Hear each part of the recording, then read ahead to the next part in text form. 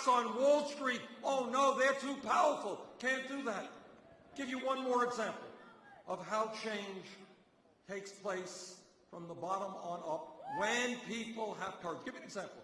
If we were standing here 6, 7 years ago, somebody jumps up and says, you know what, this federal minimum wage of $7.25 is a starvation wage. We got to raise it to $15 an hour.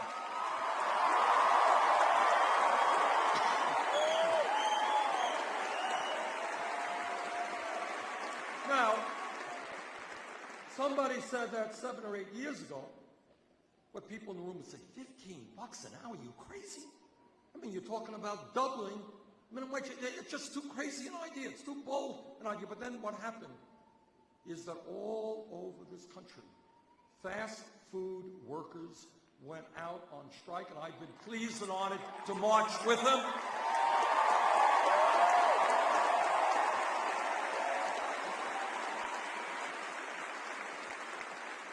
I was in Detroit a couple of years ago, and I met with a bunch of young people who were working at McDonald's and other fast food places. They were making $7.25 an hour. They couldn't even get 40 hours of work in one place during the week.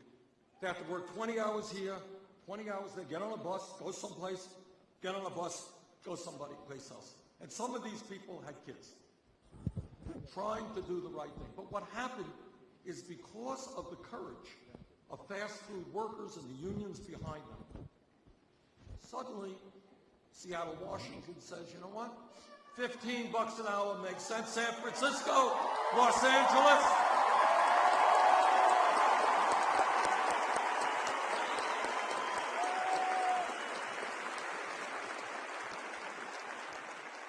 And I am proud to support that movement.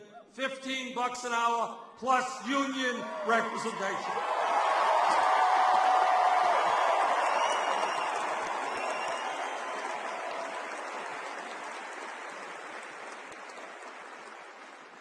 Point is that people want you to think small. Think small. I think it is time for us to think big.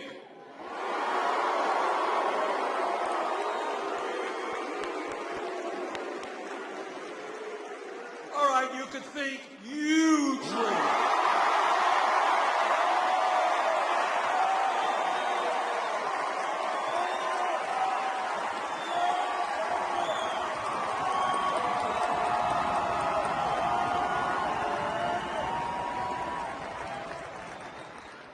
Now I know the impact of Saturday Night Live. All right. I want to give you an example of how this world really works. In the last 30 years, there has been a very significant, not a huge, very significant development in terms of economics. And I didn't see the Washington Post. I didn't see the Wall Street Journal. I didn't see the corporate media raise great concerns about this type of development. But what happened in the last 30 years, the middle class of this country significantly contracted. Millions of people worked longer hours for lower wages. And there was a massive transfer of wealth from working families to the top 0.1%. In fact,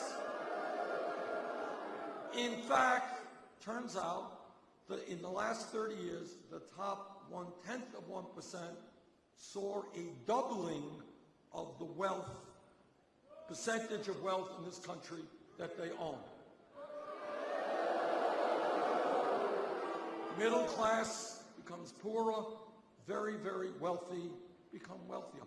Where was the outrage from the establishment, from the corporate media?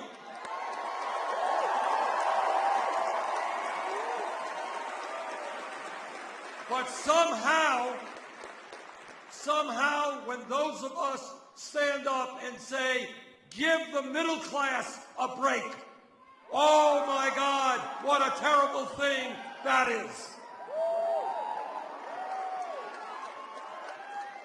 Now, our campaign has come a very long way in the last 9 months.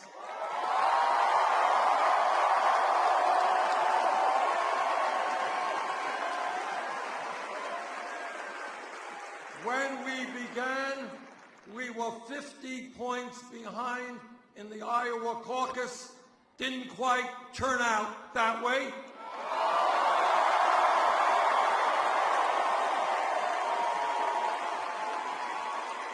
When we began, we were 30 points down in New Hampshire. Didn't quite turn out that way.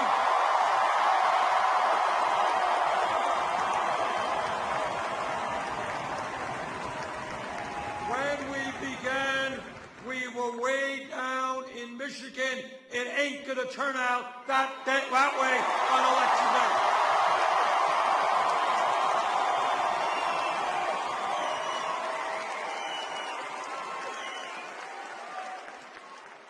What this campaign is about, in a very focused political way, is the following.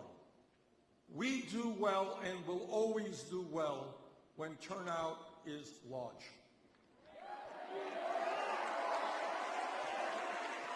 Frankly, we will struggle and we could lose when turnout is low.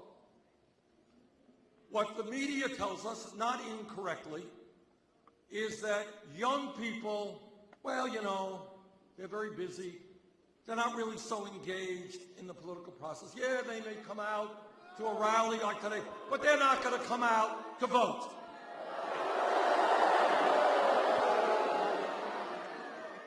Your job is to tell them that you understand. You are the future of this country.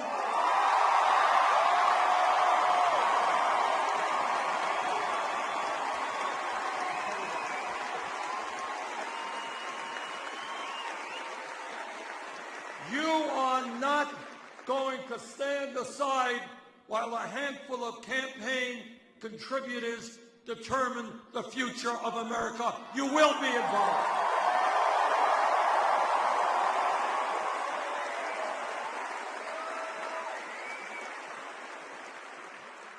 Football is a spectator sport. Democracy is not a spectator sport.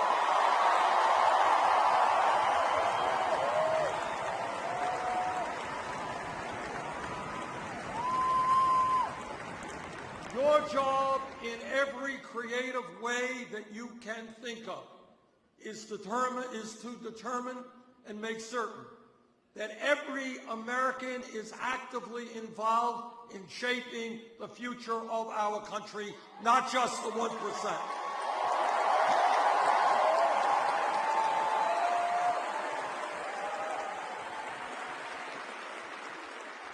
Now, when people say, Bernie, why is your campaign moving so quickly? Why do you have so much energy? I think the answer is fairly simple. We are treating the American people with respect and with intelligence.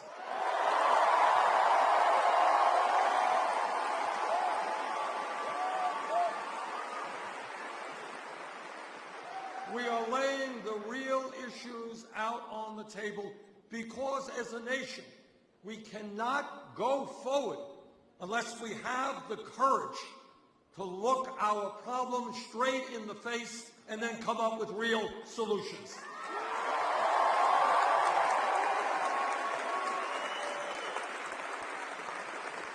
So what we are saying in this campaign, laying it right out on the table, we have a corrupt campaign finance system undermining American democracy. We have a rigged economy in which working families work longer hours for lower wages, and almost all new income and wealth goes to the top 1%. And we have a broken criminal justice system.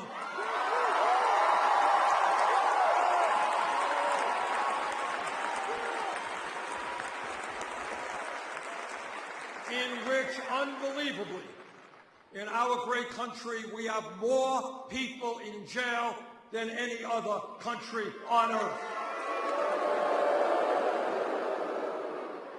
And when we ask ourselves why this campaign is resonating, it is because the American people are sick and tired of massive and grotesque levels of income and wealth inequality.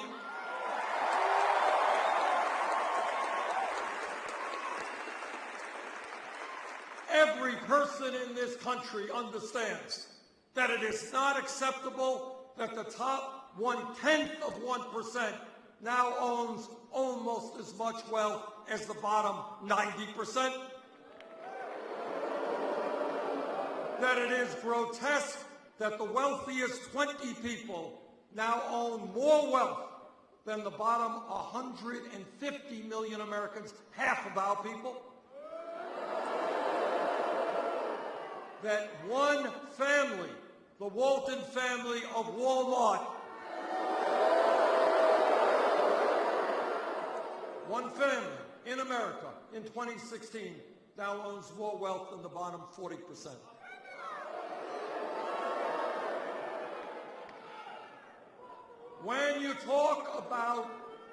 When you talk about a rigged economy, let me give you one of many, many examples. This is how a rigged economy works.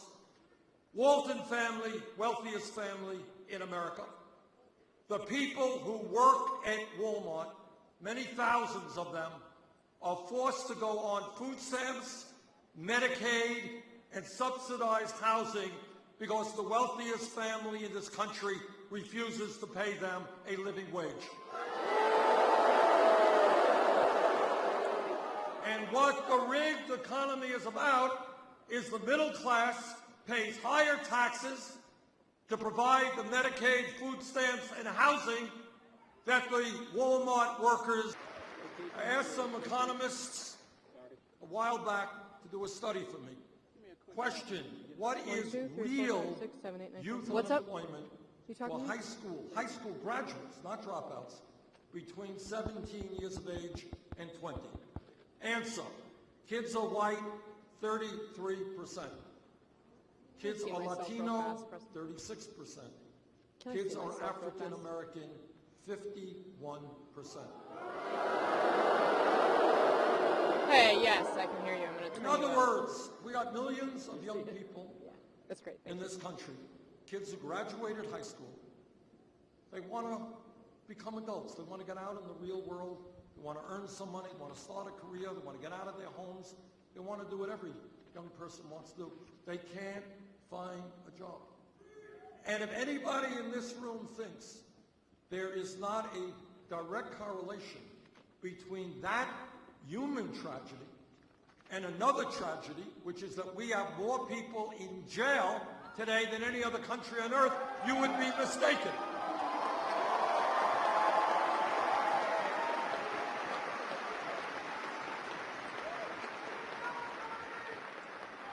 You guys ready for a radical idea? Together, what we are going to do is invest in education and jobs.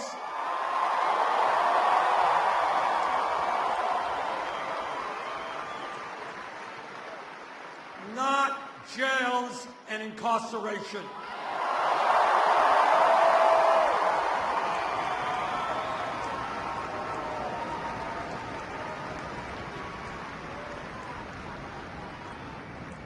I want Carrie. How are our you? young people to be working in meaningful jobs, earning decent income, or in school, not in jail.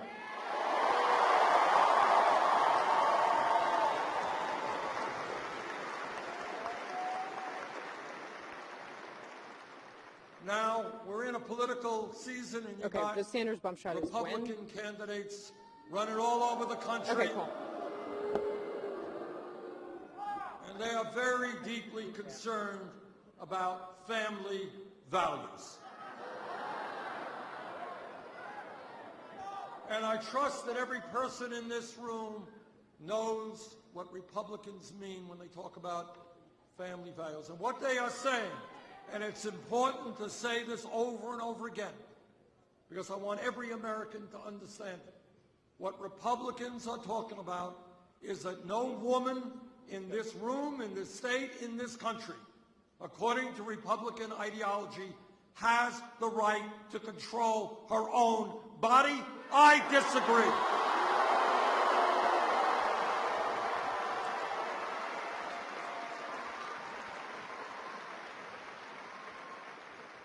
And what Republicans are saying is they want to see the Congress defund Planned Parenthood. I want to expand funding for Planned Parenthood.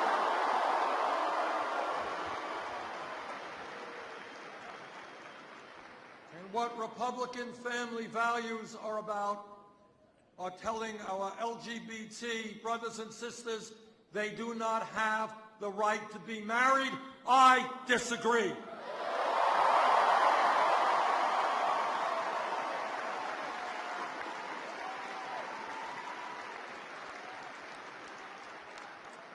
Jane and I have been married 27 years.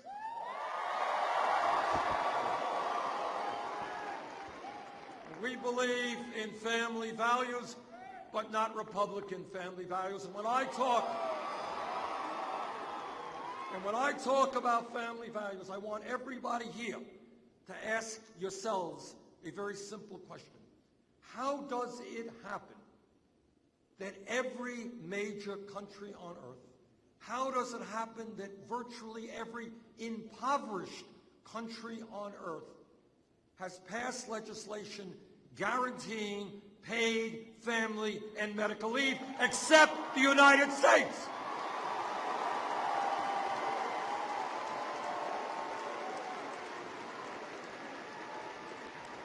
How crazy is it that you got poor countries, struggling countries, who understand that when a woman has a baby, she has the right not to be forced to separate herself from that baby in order to go back to work and earn a living?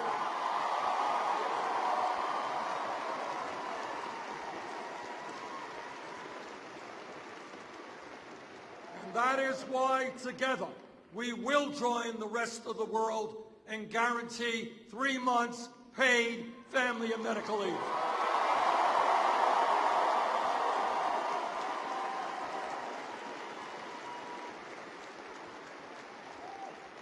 Brothers and sisters, when we talk about the economy, it is not only the need to create millions of jobs by rebuilding our crumbling infrastructure. Flint, Michigan may be the worst example of a collapsing infrastructure, but it is not the only example. All over America, communities are struggling with deteriorating water systems, wastewater plants, airports, rail systems, roads, bridges, levees, and dams. We can create 13 million decent-paying jobs rebuilding that infrastructure.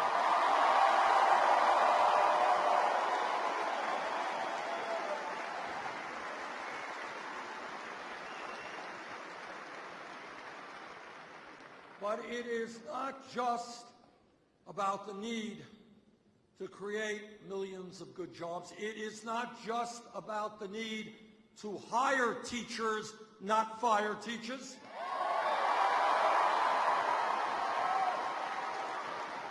It is not just about the need to create a world-class child care system.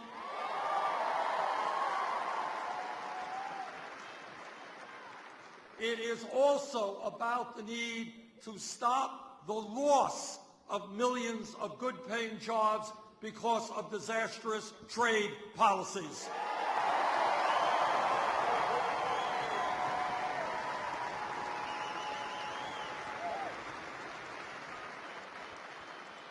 In the early 1990s, when I was first elected to to the House of Representatives from Vermont, didn't take me a long period of time to understand who wrote these disastrous trade agreements like NAFTA, CAFTA, PNTR with China.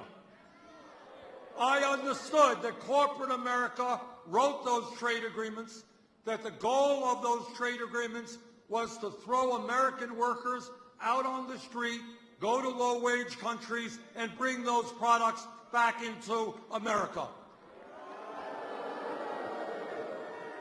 Turned out I was right.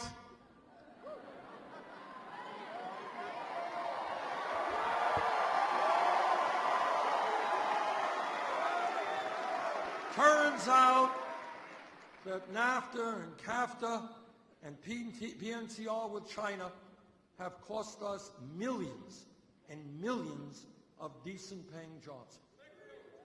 Because what corporate America said, that's why these agreements were written. They say, why do I want to pay a worker in Michigan or in Vermont 20, 25, 30 bucks an hour? I could shut down here, move abroad, pay people 50 cents an hour, $1 an hour, and bring the product back into America. You didn't have to be a PhD in economics to figure that one out. And that is why today I am helping to lead the effort against the Trans-Pacific Partnership.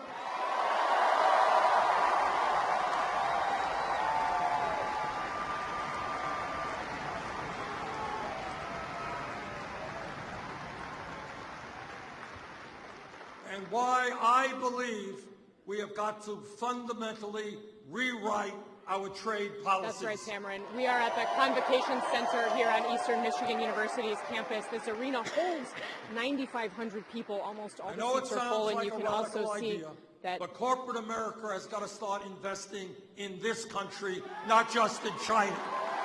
You guys can't hear me?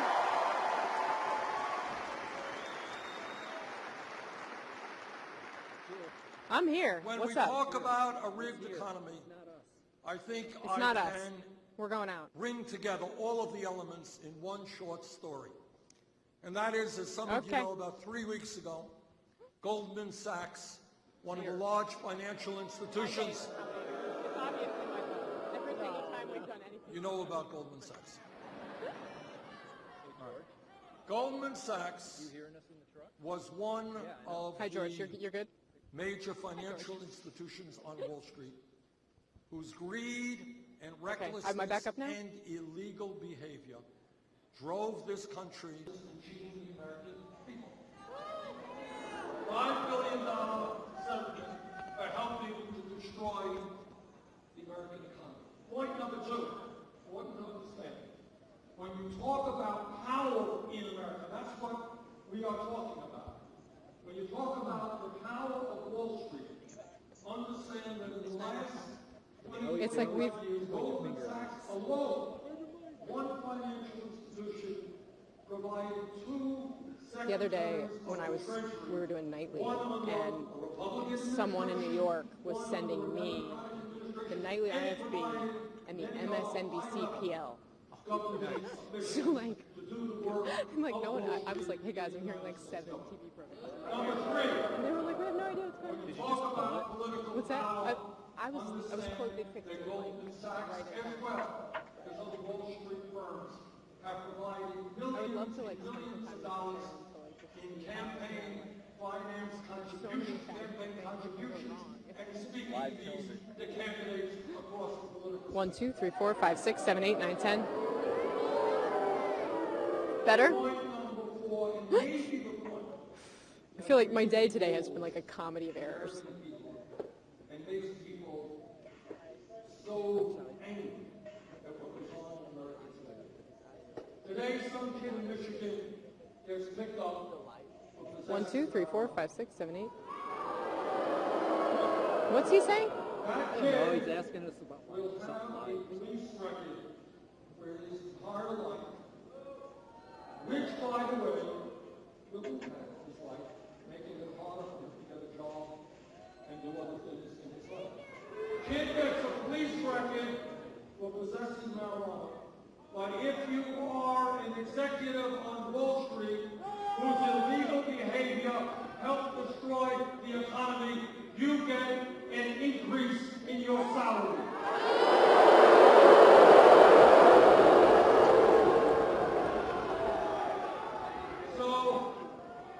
So, together, we are going to bring back justice to the criminal justice system.